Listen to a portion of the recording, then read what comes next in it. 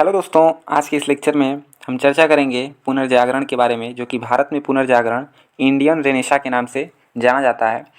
चूँकि पुनर्जागरण हमारे सिलेबस का अंतिम यूनिट है और इसमें हमको बेसिक जानकारी चाहिए ताकि आपके पेपर में क्वेश्चंस न छूटें। तो इस वीडियो में हम पुनर्जागरण के अर्थ को समझेंगे और इससे रिलेटेड जो धर्म सुधार आंदोलन हुए, सामाजिक और धार्मिक कुरीतियों को दूर करने के लिए और जितने भी उसके क्या पीछे कारण थे, क्योंकि कैसे कैसे सुधार हुए, उनके बारे में चर्चा करेंगे। और अगले वीडियो में हम एक वीडियो और पुनर्जागरण का लाएंगे, जिसमें हम ये बताएंगे कि कौन कौन से धार्मिक सामाजिक सुधार आंदोलन चलाए गए और किन के द्वारा चलाए गए, जो कि आपकी परीक्षा की दृष्टि से महत्वपूर्ण होगा। तो उस वीडियो को भी देखिएगा। आइए अब चलते हैं हम पुनर्जागरण की तरफ, जिसको हम समझते हैं। पुनर्जागरण क्या होता है? पुनर्जागरण बेसिकली पुनर्जागरण ये जो शब्द है वो फ्रांस से निकला हुआ रेनेसांस शब्द से बना हुआ है, जिसका शाब्दिक अर्थ आप देखेंगे तो होता है पुनः जागृत होना, अर्थात पुनः जीवित होना। पुनर्जागरण का शाब्दिक अर्थ पुनः जीवित होना होता है। ठीक है, तो ये जो पुनर्जागरण शब्द है ये यूरोप में 13वीं शताब्दी से लेकर 17वीं शताब्दी के बीच यहाँ के जो लोग थे, यूरोप के जो लोग थे, उनमें आए नवीन परिवर्तन तथा बौद्धिक विकास को ही पुनर्जागरण की संज्ञा दी जाती है। वहाँ के जो लोग थे यूरोप के, वहाँ पे 13वीं शताब्दी से लेके 17वीं शताब्दी के बीच क्या होता है, लोगों के जो तर्क करने की क्षमता है वो विकसित होती है। लोगों में ज्ञान विज्ञान की चर्चाएं होती हैं, किसी भी चीज़ को अन्वेषण किया जाता है। अन्वेषण का मतलब होता है जांच किया जाता है, अर्थात तर्क और वितर्क की वहाँ पे प्रचलन में आ जाता है। हर एक चीज़ को तर्क और वितर्क पे माना जाता है। ठीक है, तो इसी को हम पुनर्जागरण के नाम से यूरोप में जानते हैं। आप देखेंगे यूरोप में सर्वप्रथम जो पुनर्जागरण हुआ था वो इटली में उसकी शुरुआत हुई थी। और इटली में ये क्यों हुई थी? तो आपको पता होगा कि जो रोमन साम्राज्य था वो इटली में ही इसका जन्म स्थान था। चौथी शताब्दी में क्या होता है, रोमन साम्राज्य का पतन हो जाता है, जिसकी वजह से जो पुनः ये जो इटली था वो अंधकार में युक्त हो जाता है। ठीक है, और वहाँ से लोग जो है अज्ञानता की तरह व्यवहार करने लगते हैं। चौथी शताब्दी के बाद जो रोमन साम्राज्य था वो एक बहुत ही कहें तो प्रगतिशील और तर्क वितर्क करने वाला एक साम्राज्य था, जिसमें लोगों के बौद्धिक विकास हो गए थे। और जब चौथी शताब्दी में, ये 4वीं शताब्दी में जब इसका पतन हो जाता है, उसके बाद इटली का ये साम्राज्य पुनः जो है, यहाँ के लोग पुनः अंधकार में युक्त होते जाते हैं। लेकिन पुनः 12वीं और 13वीं शताब्दी में क्या होता है, इसके जो साहित्य रहते हैं वो प्रचलन में आते हैं और देखने को मिलते हैं कि कैसे कैसे हमारे जो लोग थे वो तर्क वितर्क पे बल देते थे, ज्ञान विज्ञान जो भी है उस पे बल देते थे। ठीक है, तो इसी को लेके इटली में पुनः सर्वप्रथम पुनर्जागरण होता है। और इसके पीछे बहुत सारे रीजन्स थे, जैसे औद्योगिकीकरण का विकास, लोगों का इधर उधर जाके घूमना, अन्य देशों में जाके घूमना, वहाँ की जो संस्कृति थी उसको अडॉप्ट करना या फिर अपनी संस्कृति को देना। तो ऐसे यूरोप में 13वीं शताब्दी से 17वीं 18वीं शताब्दी तक पूरी तरह से पुनर्जागरण जो है फैला और इसका विस्तार पूरे विश्व स्तर पर हुआ। आप देखेंगे यूरोप में 18वीं शताब्दी तक ये जो पुनर्जागरण था वो अपने एकदम पीक पे था, अपने उच्च शिखर पे था। ठीक है, तो इसी का प्रभाव आप देखेंगे यूरोप के जो इंग्लैंड के जो व्यापारी थे, ईस्ट इंडिया कंपनी, वो जब भारत में आई तो उसने अपनी संस्कृति को भारत में थोपना चाहा। लेकिन आप देखिए भारत में एक ऐसी संस्कृति थी जो भारत में अंग्रेजों से पहले भी बहुत सारे आक्रमण हुए, लेकिन भारत में आने वाले प्रत्येक आक्रमणकारियों ने अपने आप को भारत की संस्कृति में मेल जोल कर लिया, अर्थात भारत की संस्कृति से मिल गए। लेकिन अंग्रेज चूँकि पहले से ही पुनर्जागृत हो चुके थे, चूँकि यूरोप में वो पहले से ही उनका एक तरह से कहें तो तर्क वितर्क करने की क्षमता बढ़ चुकी थी, तो भारत में जब आए तो वो भारत में अपनी संस्कृति को थोपने लगे। और देखते ही देखते यहाँ पे अनेकानेक बुराइयाँ देखने को मिलने लगी भारत में, और लोगों को यह एहसास हुआ कि हमारे धर्म में भी सामाजिक और धार्मिक बहुत सारी कुरीतियाँ हैं जो कि दूर करने की जिनको ज़रूरत है। और ऐसे जो है भारत में पुनर्जागरण जो है स्टार्ट होता है। यहाँ पे थोड़ा सा देखिएगा, आप यहाँ पाएंगे कि 18वीं शताब्दी में यूरोप में प्रबोधन का युग चल रहा था। मैंने आपको बताया कि एकदम पीक पे था पुनर्जागरण अपने। ठीक है, जिसको हम एज ऑफ इनलाइटमेंट कहते हैं। ठीक है, जिसमें तर्क वितर्क, ज्ञान विज्ञान तथा अन्वेषण का मतलब होता है जांच। ठीक है, जांच परख करना किसी भी चीज़ का, उसका चलन था वहाँ पे, जिसने पूरे विश्व के लोगों को प्रभावित किया। ठीक है, चूँकि वहाँ के यूरोपीय जो लोग थे वो हर एक कॉन्टिनेंट में जाके, हर एक महाद्वीप में जाके अपना उपनिवेश बनाते थे, तो वहाँ के लोगों में अपनी संस्कृति को देते थे, अपने सामाजिक जो व्यवहार थे उसको व्यवहार में लाते थे। ठीक है, तो प्रबोधन के युग में भारतीयों को भी अपने समाज तथा धर्म के बदलाव करने की ज़रूरत महसूस हुई। तो भारत में भी जो एक कहें तो जो बुद्धिमान वर्ग था एक तरह से, तो उसको भी लगा कि भारत में बहुत सारी कुरीतियाँ फैल चुकी हैं सामाजिक रूप से, धार्मिक रूप से, और इसको दूर करने की ज़रूरत है। तो कुछ लोगों ने तो जो भारतीय धर्म था, भारतीय संस्कृति थी, उसी को छोड़ दिया और वेस्टर्न कल्चर में परिवर्तित हो गए। लेकिन जो कुछ लोग थे जैसे राजा राम मोहन राय, दयानंद सरस्वती, इन लोगों ने अपने ही भारतीय संस्कृति को ही एक तरह से कहें तो सुरक्षित रखने का प्रयास किया, इसको साफ सुथरा करने का प्रयास किया और इसमें सुधार लाने का प्रयास किया। ठीक है, तो अब हम आगे देखते हैं कि पुनर्जागरण जो है वो भारत में किस तरह फैलता है। तो आप देखेंगे इसी प्रकार भारतीय सामाजिक तथा धार्मिक कुरीतियों को दूर करने के लिए भारत में सामाजिक एवं धार्मिक सुधार आंदोलन चलाए गए, जिसमें राजा राम मोहन राय, ये जो राजा हैं, ये उपाधि अकबर द्वितीय के द्वारा इनको दी गई थी, राजा राम मोहन राय को। चूँकि ये अकबर द्वितीय के करीबी थे, अतः अकबर द्वितीय ने इनको ये राजा की उपाधि दी थी जब ये इंग्लैंड गए थे अकबर द्वितीय के दूत मंडल के रूप में। ठीक है, दूत के रूप में इंग्लैंड गए थे ये। ठीक है, वहीं पर उनकी मृत्यु भी हो जाती है। तो राजा की उपाधि अकबर द्वितीय ने इनको दी थी। यहाँ पे देखेंगे तो राजा राम मोहन राय ने ब्रह्मा समाज की स्थापना की। ठीक है, ब्रह्मा समाज में इसमें बहुत सारी जितनी भी कुरीतियाँ थी, सती प्रथा, विधवा विवाह, शिशुवध, जितने भी थे, ये सारे कुरीतियों को दूर किया गया। मैं आगे आपको अभी बताऊँगा। तो यहाँ से धार्मिक सुधार आंदोलन की नींव पड़ती है और भारत में जो पुनर्जागरण है उसकी नींव डालने वाले, उसको शुरुआत करने वाले राजा राम मोहन राय ही थे और इनको जो है भारत में कहा जाए तो पुनर्जागरण का जनक कहा जाता है। ठीक है, इनको आधुनिक भारत का जन्मदाता के नाम से भी जाना जाता है। ठीक है, आधुनिक भारत का जन्मदाता क्यों? क्योंकि यही जो है जो राजा राम मोहन राय थे, इन्होंने ही आधुनिकतावाद भारत में लाने का प्रयास किया। और आप देखेंगे आगे चलकर अनेक सामाजिक तथा सांस्कृतिक तथा धार्मिक सुधार आंदोलन देखने को मिलते हैं, जैसे आर्य समाज। ऐसे अभी मैं आपको दिखाता हूँ, चूँकि इतना सारा आपके सिलेबस में नहीं है, लेकिन इसमें से कुछ मैं आपको बताऊंगा अगले वीडियो में। जैसे आर्य समाज है, यहाँ पे प्रार्थना समाज, रामकृष्ण आंदोलन, थियोसॉफिकल सभा, मुस्लिम सुधार आंदोलन, अलीगढ़ आंदोलन, वहाबी आंदोलन, देवबंद आंदोलन, पारसी सुधार आंदोलन, सिख सुधार आंदोलन और 19वीं तथा 20वीं शताब्दी में जो समाज सुधार आंदोलन चलाए गए थे उसके बारे में। तो इन सब के बारे में थोड़ी थोड़ी जानकारी हम नेक्स्ट वीडियो में लेंगे, लेकिन इसके पहले हम जानते हैं कि इसकी आवश्यकता पड़ी क्यों। सामाजिक जो सुधार थे, सामाजिक धार्मिक सुधार जो थे, उनकी आवश्यकता क्या पड़ी, क्या कारण थे कि वो सुधार करने पड़े, तो इसके बारे में थोड़ी सी जानकारी लेंगे। तो इस परिवर्तन के बाद जितने भी घटनाएं घटी, जितने भी सामाजिक धार्मिक सुधार आंदोलन चलाए गए, उसी को भारतीय पुनर्जागरण के नाम से जाना जाता है। ठीक है, तो अब आइए देखते हैं हम कि क्या कारण थे इसके पीछे का। यहाँ पर आपको बहुत ही बारीकता से समझने की प्रयास कीजिएगा आप लोग। भारत में पुनर्जागरण के क्या क्या कारण थे, उसके पीछे के हम कई डायमेंशन से देखेंगे, जैसे सामाजिक कारक क्या थे, राजनीतिक कारक क्या थे और आर्थिक कारक क्या थे। इन सब चीज़ों के बारे में डिस्कस करेंगे, तो वीडियो में बने रहिएगा, देखिएगा। सामाजिक कारक क्या थे भारतीय पुनर्जागरण के उत्थान में? तो सबसे पहला जो सामाजिक कारण था वो था शिशुबद्ध। शिशुबद्ध मतलब जैसे कुछ कन्या, मुख्य रूप से जो कन्याएं जब जन्म लेती थीं तो उनको बचपन में ही मार दिया जाता था, जन्म लेते ही मार दिया जाता था। क्यों मार दिया जाता था? क्योंकि ऐसा माना जाता था कि कन्याओं के रहने से जो परिवार में एक तरह से कहें तो आप गरीबी में जिएंगे या फिर कन्या के रहने से खर्चाएं बढ़ेंगे। ठीक है, ऐसा उन लोगों की मानसिकता थी। शिशुबद्ध इसलिए कर दिया जाता था। और दूसरा जो है बाल विवाह। लोगों की मानसिकता ऐसी बन चुकी थी कि छोटे छोटे बच्चों का ही आपस में विवाह कर देते थे, जिसको बाल विवाह के नाम से जाना जाता था। स्त्री की दशा उस समय इतनी दयनीय थी कि स्त्री को एक तरह से कहा तो घृणा की नज़र से देखा जाता था, उनको किसी भी चीज़ में पार्टिसिपेट नहीं किया जाने दिया जाता था। और आप देखेंगे इसी तरह विधवा विवाह की स्थिति जो है वो भी बहुत ही दुर्लभ थी। जैसे विधवा अगर कोई स्त्री हो जाती थी तो उसको पुनः विवाह नहीं करने दिया जाता था, अर्थात वो पुनः विवाह नहीं कर सकती थी। उसके बाद एक सती प्रथा, सती प्रथा में अगर आपका पति मर गया तो उसके साथ पत्नी को भी उसी के साथ जलना पड़ता था जिंदे ही। तो ये भी एक बहुत ही खतरनाक परंपरा थी, कुरीति थी कहा जाए तो सामाजिक कारक में। और देखेंगे नेक्स्ट तो है पर्दा प्रथा। पर्दा प्रथा में औरतों को, महिलाओं को जो है वो एक घूंघट के अंदर रहने के लिए, पर्दे के पीछे रहने के लिए बाध्य किया जाता था, जिससे कि उनकी जो व्यक्तित्व था उनका या फिर उनके अंदर जो प्रतिभा थी उभर के सामने नहीं आ पाता था। ठीक है, इसी तरह नर बलि और दास प्रथा।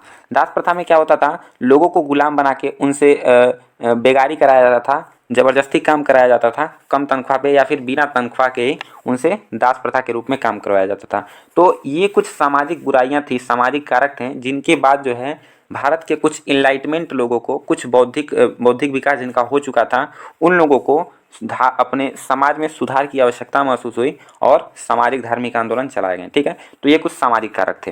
अब हम देखते हैं राजनीतिक कारक क्या थे। ठीक है, राजनीतिक कारक में आप देखेंगे तो मुगल सत्ता का पतन हो रहा था। मुगल सत्ता, आप जान रहे हैं कि मुगल सत्ता का पतन हो चुका था और अंग्रेजी शासन अब कायम हो गई थी। ठीक है, 18वीं शताब्दी के बाद अंग्रेजी शासन अब एक तरह से कहें तो कायम हो चुकी थी और वो आर्थिक और धार्मिक रूप से यहाँ पे किसानों का जो भी लोग थे यहाँ पे उनका शोषण करती थी। जितनी भी नीतियाँ बनाती थी वो शोषण के लिए ही बनाई जाती थी। ठीक है, अपना अधिक से अधिक धन लाभ कमाने के लिए और लोगों को शोषित करने के लिए सारी नीतियाँ बनाई जाती थी। और आप देखेंगे ईसाई धर्म को उन लोगों ने समर्थन दिया। ईसाई धर्म को समर्थन आप जानते हैं 1833 में जब 1813 में जब चार्टर एक्ट आया तो उसमें सारे यूरोपियंस को भारत में आने की अनुमति मिल गई और तब से ईसाई मिशनरी भारत में आने लगे और अपना धर्म का प्रचार प्रसार करने लगे। ठीक है, तो ईसाई धर्म को समर्थन दे रहे थे ये अंग्रेज जो थे।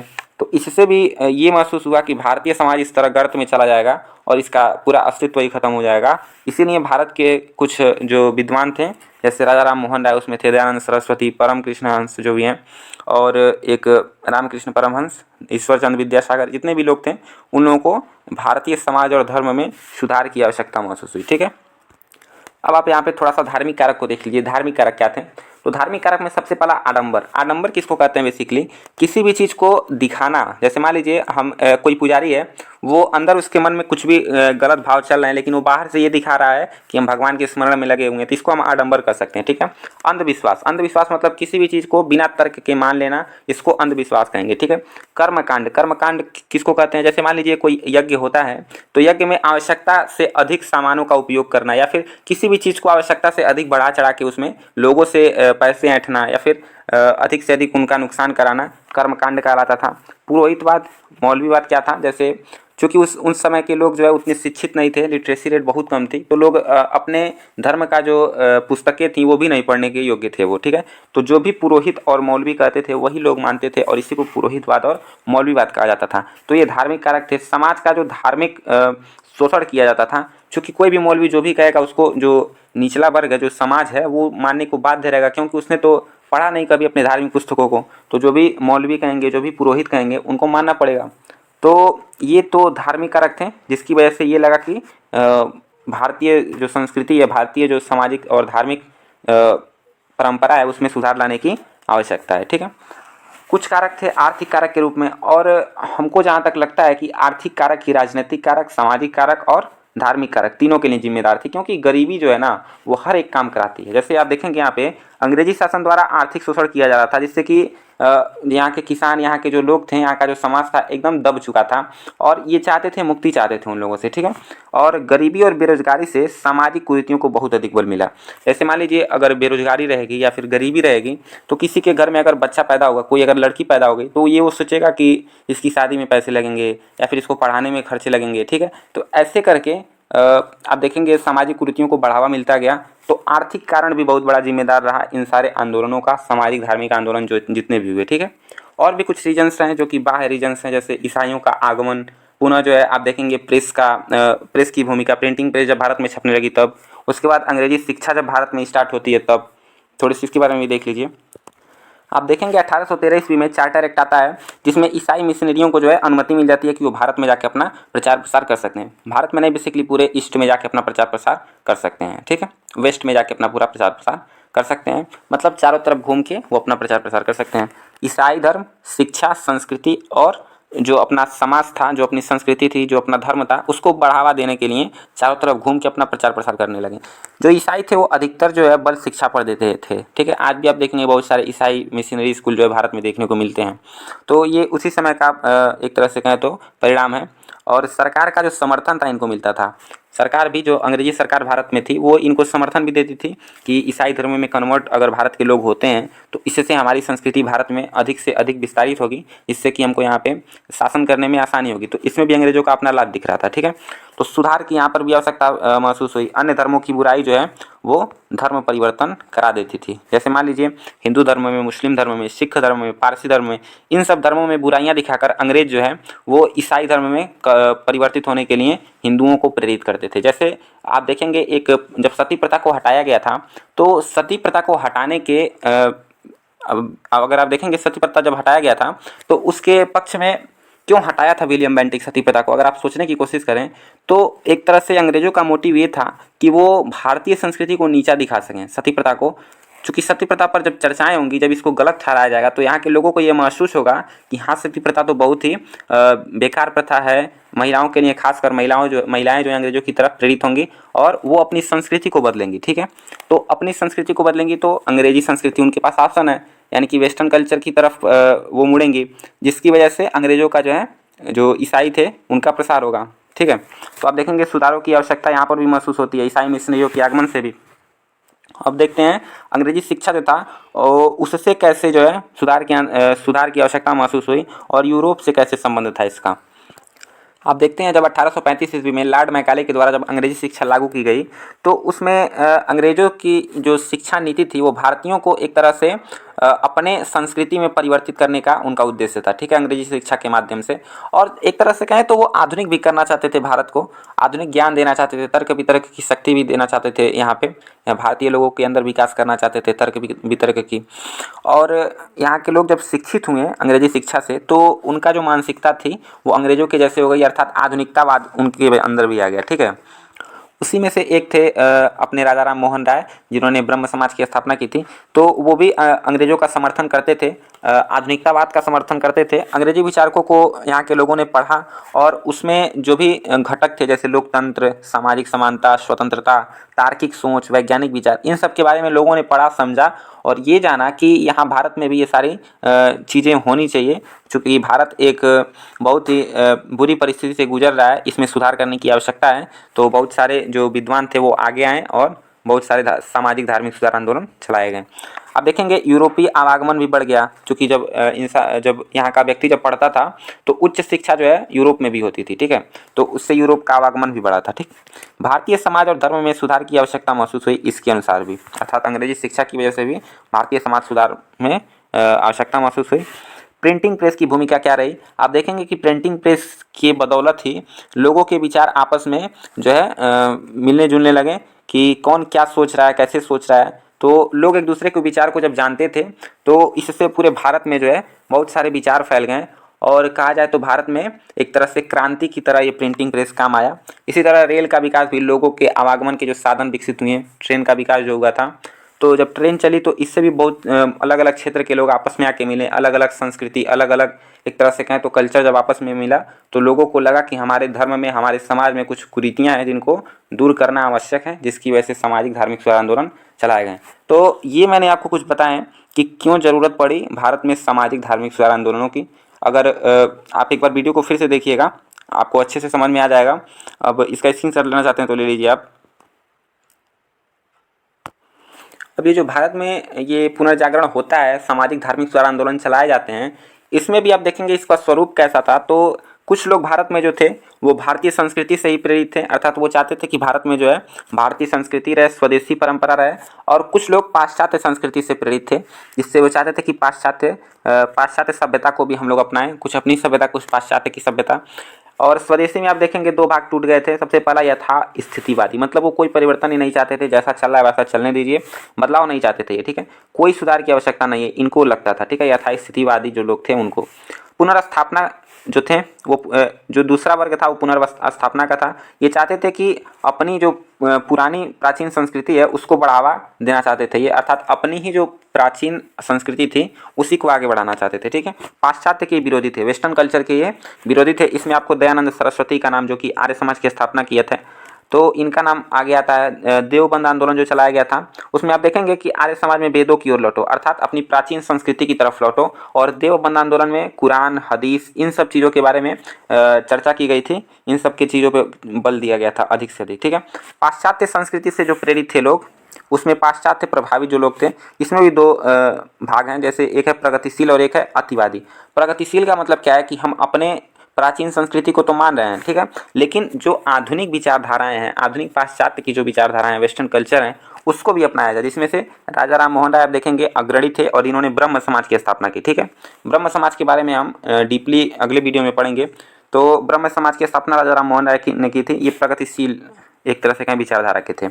अतिवादी कौन थे? तो अतिवादी वो थे जो ये चाहते थे कि हर एक चीज़ परिवर्तित होना चाहिए, जो इस समय चल रहा है वो हर एक चीज़ परिवर्तित हो जाए और पूर्ण रूप से हम जो है परिवर्तित हो जाएं। जैसे यंग बंग आंदोलन जो चला था उसमें पूर्ण परिवर्तन इन लोगों ने विचारधारा पूर्ण परिवर्तन की थी। ठीक है, तो ये था जो पुनर्जागरण हुआ, जितने भी धार्मिक और सामाजिक सुधार आंदोलन हुए उसका स्वरूप था ये। ठीक है, तो होप आपको वीडियो समझ में आया होगा, और वीडियो अच्छी लगी हो तो कमेंट करके ज़रूर बताइएगा।